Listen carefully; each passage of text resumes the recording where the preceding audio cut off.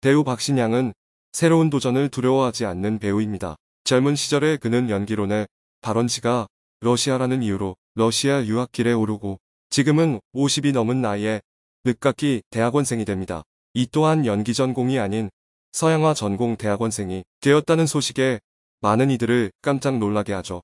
그런데 그에게는 결혼도 도전의 과정이었습니다. 결혼 전과 후에 그는 화제의 중심이 되었습니다. 박신양은 어떠한 인생을 걸어온 인물일까요? 박신양은 동국대학교 연극학과를 졸업한 후 러시아 유학을 떠납니다. 대학교 다니는 동안 4학년 때까지 화장실 청소를 해서 화장실을 연습실로 사용할 수 있었어요. 그런데 대학을 졸업하게 되니까 연습할 장소가 없어지면서 결국 대학원에 가야겠다고 결심했죠. 그래서 대학원 진학을 위해 절에 가서 친구들과 같이 공부를 했어요. 이후 대학원에 붙고 등록금을 마련하기 위하여 외삼촌들에게 돈을 빌렸죠. 그런데 막상 대학원에 가니 존경하는 선생님 수업은 하나고 나머지는 전부 지루한 거예요. 게다가 저와 대학원을 함께 준비한 친구들은 다 떨어졌고요. 결국 당시 우리 학교와 자매결연을 맺고 있었던 러시아의 학교로 가자고 했어요. 사실 러시아가 연극의 본고장이기도 하고요. 그렇게 박신양의 러시아 유학 생활이 시작됩니다.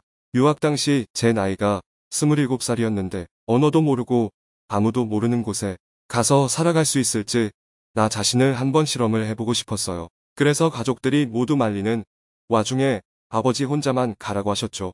러시아 알파벳을 외우면서 러시아에 갔어요. 거기 생활이 정말 힘들었죠. 아는 사람도 없고 편리하지도 않았고 게다가 날씨도 맞지 않아 감기 때문에 정말 많이 쓰러졌어요. 또한 학교도 바쁜데 연극까지 했어요. 제가 뭔가에 몰두하면 긴 길을 자주 걸으는데 그 때문에 영양실조로 사경을 헤매기도 했어요. 러시아에서는 유학생들이 아르바이트도 못해요. 그 와중에 학비를 내고 나니 돈이 떨어져 갔어요. 그때 집에서 저에게 진짜 하고 싶은 게 뭐냐고 물었어요. 저는 색소폰 사고 싶어라고 대답했죠.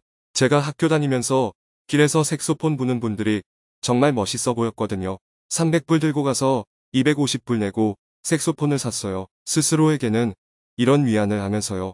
그래 내가 가진 돈이 다 떨어지면 이 색소폰을 들고 밖으로 나가자.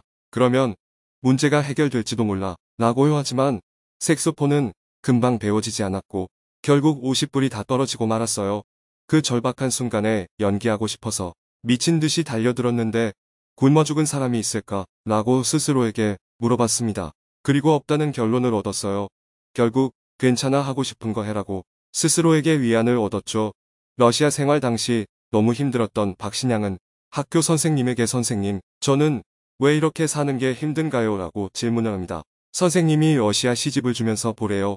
그 책 안에는 당신의 인생이 왜 해지 않아야 된다고 생각하십니까? 라는 내용이 들어있었고 저는 깜짝 놀라고 말았어요. 그때까지는 우리 인생은 힘들지 않아야 된다는 생각이 제 머릿속에 박혀 있었거든요. 그런데 잘 생각해보니 힘들 때와 힘들지 않을 때가 얼마나 있었지. 거의 반반씩 있었던 것 같아요. 아니, 즐거울 때보다 힘들 때가 더 많은 것 같아요. 그런데 그 힘든 시간을 사랑하지 않으면 나는 내 인생을 사랑하지 않는다는 뜻이 되잖아요. 결국 힘든 시간을 사랑할 줄 아는 방법을 알게 되었어요. 이런 긍정적인 깨달음 때문인지 박신양은 한국으로 돌아온 이후에 승승장구하기 시작합니다. 박신양의 대표작 중에 하나가 파리의 연인인데 당시 자동차 광고 모델을 비롯하여 아파트 노트북 등의 CF 계약만으로 거의 30억 원에 달하는 광고 수입을 올렸죠. 그런데 사실 박신양이 이런 최고의 인기를 얻은 것은 그의 결혼 직후였습니다. 결혼이 그의 인기가도에 아무런 문제가 되지 않았던 것이죠. 하지만 박신양 결혼에는 전과 후에 커다란 잡음을 만들게 됩니다. 박신양과 아내는 2002년 박신양이 부산으로 휴가를 떠났던 당시 호텔 헬스클럽에서 처음 만나게 됩니다. 사실 제가 눈이 나쁜데 그때는 안경도 쓰고 있지 않았어요. 그런데 아내의 얼굴이 너무 앳된 것 같아서 후배에게 고등학생 같냐 아니면 대학생 같냐라고 물어봤죠. 그러자 후배가 중학생 같다라고 대답하더군요. 참고로 박신양 아내의 집안은 굉장한 걸로 유명합니다. 당시 할아버지는 연매출 약 350억 원 규모의 아이스크림 회사인 H기업의 한국지사 대표이고 백혜진의 아버지는 유명 외국 항공사의 국내 대리점을 운영하고 있는 것으로 알려졌습니다. 그만큼 아내 집안의 재산이 대단하다고 알려져 있죠. 하지만 박신양은 처음 아내를 만났을 때 중학생 같다는 후배의 말에 가슴이 무너지는 것 같았습니다. 중학생 같다는 후배의 말에 가슴이 무너지는 줄 알았어요. 그래서 고민을 하다가 아내가 운동을 끝내고 장모님과 처남과 함께 나가더라고요. 그래서 무작정 복도로 가서 아내에게 말을 걸었어요. 먼저 나이를 확인했고 저녁 식사를 함께 하자고 했죠. 이후 박신양은 백혜진과 그녀의 가족과 더불어 저녁 식사와 이튿날 아침 식사를 했고 본인의 마음이 여전하다는 것을 확인하고는 백혜진과 연애를 시작하게 됩니다. 두 사람은 불과 4개월 만인 2002년 8월 결혼 발표를 하게 되는데 이때 백혜진의 과거가 논란이 됩니다.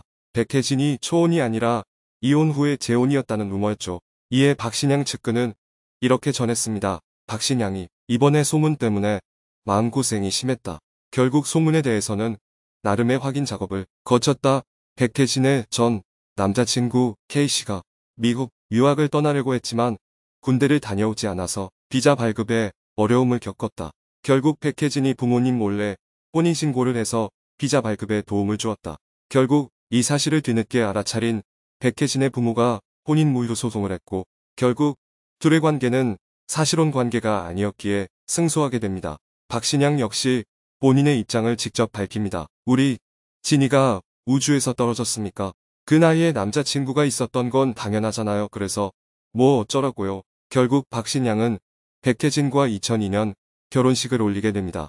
그리고 두 사람은 딸을 낳게 됩니다. 그런데 이 박신양의 딸에 대해서도 문제가 발생합니다. 일각에서 박신양이 백혜진과의 결혼을 결심한 것은 어쩔 수 없는 일, 즉 혼전 임신 때문이라는 주장이 제기되었기 때문이죠. 이에 박신양은 혼전 임신이 아니라고 처음에는 부정을 하다가 나중에야 비로소 혼전 임신을 했다고 인정하게 됩니다. 아내의 임신 사실을 오래전에 알았어요. 아내의 임신은 말 그대로 지극히 개인적인 일이잖아요. 사실 그 문제로 사람들이 또 아내를 괴롭힐까 염려됐어요. 임신 사실을 알고 아내는 처음에 제가 어떤 반응을 보일지 몰라서 오빠 나 어떡해라고 묻더군요. 그래서 제가 좋아하니까 오빠가 좋아하니까 나도 좋다라고 말하더군요. 사실 혼전 임신이기는 했지만 어차피 아내와 결혼할 거니까 상관없었어요. 그리고 아내가 임신해서 서둘러 결혼한 것도 아니고요. 또한 임신 후 아내는 친정이 있는 미국으로 가게 되면서 원정 출산 논란에 휘말리게 됩니다. 저도 원정 출산 소문을 들었어요. 아내가 출산을 앞두고 미국에 갔으니 그런 말이 나올 수 있다고 이해해요. 하지만 아직 어린 아내가 미국에 있는 친정 어머니 옆에서 아기를 낳고 싶어 하는 게 그렇게 잘못인가요? 사실 저희 어머니도 아내를 딸처럼 여기시지만 아무래도 친정엄마만은 못하잖아요. 그리고 산모라면 누구나 자신이 마음 편한 곳에서 아이를 낳을 수 있는 권리가 있고요.